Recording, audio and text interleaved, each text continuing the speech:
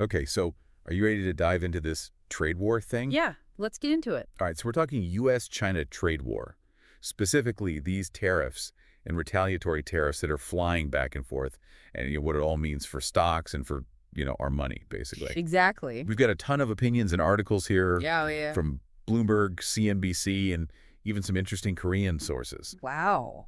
Think of this as like your guide through this tangled world of global economics. I like it. It's going to be kind of like a political thriller in a way. Yeah, for sure. And we're going to make sure that by the end of this, you're not overwhelmed, but you're actually informed. Yeah, I think a lot of people get lost in all the jargon. Totally. It's really easy to do. Yeah. So one thing that really jumps out is how this isn't just a one-on-one between the U.S. and China, right? Right. Trump's also slapped tariffs on Mexico and Canada. Oh, yeah, that's right. So it's like this multi-level chess game going on. It really is. It's fascinating how all these different countries are, reacting to each other's moves. Yeah. So, I mean, just look at what happened with Mexico, right?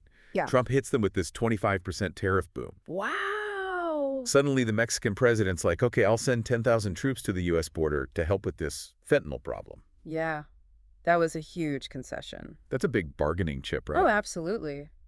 I mean, sending troops to another country's border, that's not something you see every day. No, It really shows you how much these personal relationships matter, totally, and the political maneuvering behind the scenes. for sure. And you contrast that with Canada, who's had, a bit more of a rocky relationship with Trump. Yeah. They're still stuck with the tariff, so it's really interesting to see how these different dynamics play out. Yeah, so all this is happening. Right. And then you look at the stock market, Yeah. and it's surprisingly chill. Right. The Dow actually went up a tiny bit after the tariff news broke. It is a little surprising, isn't it? Yeah. So do you think investors are just kind of like underestimating this whole thing? Well, I think that's the question a lot of analysts are asking. Right. Is this just a blip on the radar, or is this something that's going to have more lasting consequences? Yeah, because it's not like a one-time thing, right? Exactly. This threat of tariffs could be hanging over businesses, for who knows how long. For the rest of Trump's presidency, even. Yeah, potentially. I mean, imagine trying to run a business Oh, I can't even. when you have no idea what the trade rules are going to be next month, let alone next year. Yeah, that uncertainty is a killer. It really Yeah. makes it hard to plan for the future. Yeah, it throws a wrench in the whole, predictable market thing. Absolutely. So then you've got China's response, Right. which seems pretty calculated. Yeah, very strategic. They're hitting back with tariffs on U.S. energy farm equipment trucks, Uh-huh. all sectors that hurt the U.S. but don't completely cripple their own economy. Yeah, they're being very careful about what they target. And they even launched this antitrust probe into Google. Right, which is almost symbolic at this point. Right, because Google barely operates in China anymore. Exactly. It's more about sending a message than anything else. It seems like they're playing this long game, choosing your battles. I think that's a very good way to put it. And speaking of battles, this whole trade war seems to be speeding up this race for, tech dominance, especially in AI. Oh, absolutely. AI is a huge part of this. And there's all this buzz about this new Chinese AI called DeepSeek, DeepSeek, yeah, I've heard of that. which is supposedly a game changer. It could be a real breakthrough. And some experts are saying that China's AI development is actually being fueled by U.S. technology. Oh, that's interesting. Like they're using our own chips and algorithms Yeah. to train their models. Yeah, that would be a bit of a problem, wouldn't it? Yeah, it's kind of like we're giving them the tools to potentially surpass us. It definitely raises some concerns about, national security and economic leadership in the long run. So this isn't just some theoretical threat, right? Yeah, this is happening right now. There are companies that are being affected by this right now. Yeah, for sure. Some are weathering the storm better than others. Yeah, like software companies, especially those in the AI space, like Palantir. Yeah, Palantir is a good example. They're actually thriving, They're doing quite well, actually. reporting strong earnings and benefiting from this growing adoption of AI. Yeah, they're kind of in the sweet spot right now.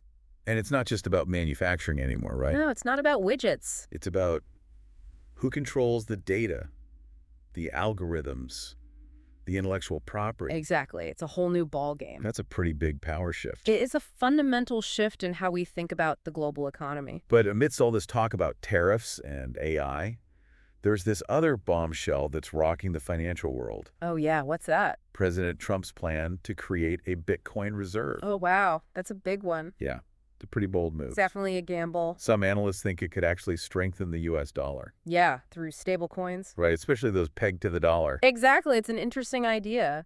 But others are worried about Bitcoin's volatility and all the risk that come with it. Yeah, it's definitely a risky proposition. It's like this clash between traditional finance and this new world of crypto. It's like two worlds colliding. And it's all happening against the backdrop of this trade war. It's a lot to keep track of. It's like a financial thriller with all these plot twists. It really is, and we're all just trying to figure out what happens next. No kidding. Yeah, it feels like the whole world's kind of holding its breath, waiting to see what happens next. Yeah, and the stakes are pretty high, right? Oh, absolutely. This isn't just about, which country has the most money or the coolest gadgets. Right. This is about who gets to shape the future of, technology, finance, global influence, the whole thing. Yeah. And how does this all play out in the stock market? I mean, we saw that surprisingly muted reaction at first, but is that just delaying the inevitable? That's the big question, right? I mean, the market might be putting on a brave face for now, but the reality is things are changing big time, and we don't know what the long-term effects are going to be. Yeah, and we're already seeing some sectors getting hit hard. Oh, yeah, like the auto industry. Right? Ford, GM, Stellantis all took a dive after those tariffs. It's going to be tough for them to compete if those costs get passed on to consumers. Yeah, I mean, think about it. That's like thousands of dollars added to the price of a new car. Exactly. People are going to think twice about buying a new car if it suddenly costs way more. Right, and that's going to have a ripple effect on the whole economy. Oh, absolutely. And it's not just the direct cost of the tariffs either. Right. It's the uncertainty that comes with it. Yeah. Businesses hate uncertainty. Yeah, because they don't know if they should invest or expand or what. Exactly. It's like a self-fulfilling prophecy. The fear of instability just creates more instability. So is there any good news in all of this? Well, there might be some silver linings. Like what? Well, we talked about software companies potentially benefiting from this shift towards AI and data analytics. Please. Palantir and companies like that. Exactly. They're in a good position, but there are other areas to watch too. Oh, yeah. Like what? Well, think about the energy sector. China's tariffs on U.S. energy imports could create some opportunities for other countries. So other countries could step in and fill that gap. Exactly. It's like a global game of musical chairs. Everyone's scrambling to find a new partner. And while we're talking about new partners, Uh-huh. what about this Bitcoin reserve idea? Oh, yeah, that's a big one. Could this shakeup in finance create some unexpected winners? It's definitely possible. I mean, this could really accelerate the adoption of stablecoins, especially those pegged to the U.S. dollar. So you could see a world where dollar-backed stablecoins become like the go-to currency for international trade. It's a radical idea, but it's gaining traction, and it all ties back to what we've been talking about, this shift in global power dynamics and the rise of these disruptive technologies. It's like the old rule book for economics and finance is being thrown out the window. And the players who adapt quickly are going to be the ones who come out on top. It feels like we're living through this massive upheaval and nobody knows what's going to happen next. It's definitely a wild ride, but that's what makes it so fascinating. Yeah, but it can be overwhelming too. Oh, absolutely. Yeah. That's why it's so important to think critically, Don't just believe everything you read in the headlines. Right, question everything. Exactly. Challenge the conventional wisdom, dig deeper, and try to understand what's really going on. Because in a world where the rules are constantly changing, You got to think differently. yeah, you got to adapt quickly and be open to the unknown. That's what makes this such an exciting time to be alive. Exciting and maybe a little scary. Well, yeah, there's always a bit of risk involved, but the potential rewards are huge. We're witnessing the birth of a new era, and the future is wide open. So are you ready for it? Yeah. One thing that really struck me through all this is like the speed of everything. Oh, yeah. It's like China's pushing hard in AI. The U.S. is changing trade policies left and right. Everything's happening so fast. Yeah, everyone's just moving at warp speed. It's a reflection of how quickly the world's changing, right? Right. Technology, geopolitics, economics, and it's all happening at a pace we've never seen before. And that puts a lot of pressure on everyone to keep up. Oh, absolutely. If you're not adapting quickly, you're getting left behind. It's like we're living in dog years. Haha.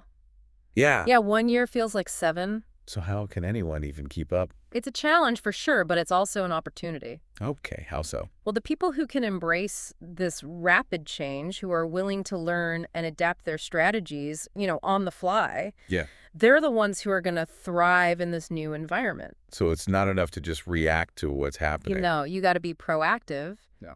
anticipate the trends, and position yourself to capitalize on the opportunities that come up. It's like surfing a giant wave. You got to be constantly adjusting, anticipating that next swell, riding the momentum. If you just stand still, you're going to get wiped out. Perfect analogy, and it applies to businesses and governments just as much as it does to individuals. So for our listeners who are trying to make sense of all this, Right. what should they be looking out for in the coming months and years? Well, first and foremost, keep an eye on the U.S. China relationship. Right. That's the big one. It's the most important geopolitical dynamic of our time, and it's going to affect everything. Yeah, it's like this new Cold War, but with a digital twist. Exactly. It's a tech war, a trade war, an ideological battle, all rolled into one. And we can't forget about AI. Oh, AI is huge. It's already changing so many industries, and it's only going to get more powerful. Yeah, whether it's DeepSeek or some other crazy AI we haven't even thought of yet. Right. It's going to reshape our world in ways we can't even imagine. So what should people do? Don't be afraid of it. Embrace it. Okay. Educate yourself about how it works. Explore its applications. Think creatively about how you can use it to your advantage. Because the people who adapt to AI are going to be the ones who succeed. Exactly. And then there's the whole crypto world. Ah, yes. Crypto, the wild card.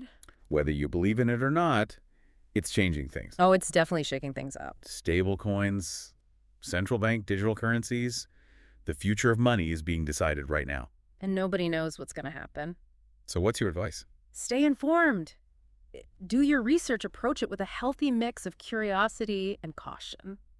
That's good advice for pretty much everything we've talked about today. Yeah, stay informed. Stay curious. Stay engaged. Because this is a time of huge change and uncertainty. But it's also a time of incredible opportunity. The world is full of surprises, and the people who are willing to explore, learn, and adapt. They're going to be the ones writing the next chapter of history. So maybe that'll be one of our listeners. I hope so. So keep asking questions, challenge those assumptions, and keep pushing the boundaries. The future belongs to those who dare to imagine it and then go out and create it. That's a great way to put it. Well, that wraps up our deep dive for today. It was a good one. We hope you found it insightful, thought-provoking, and maybe even a little inspiring. I know I did. Until next time, stay curious and keep exploring. Yeah.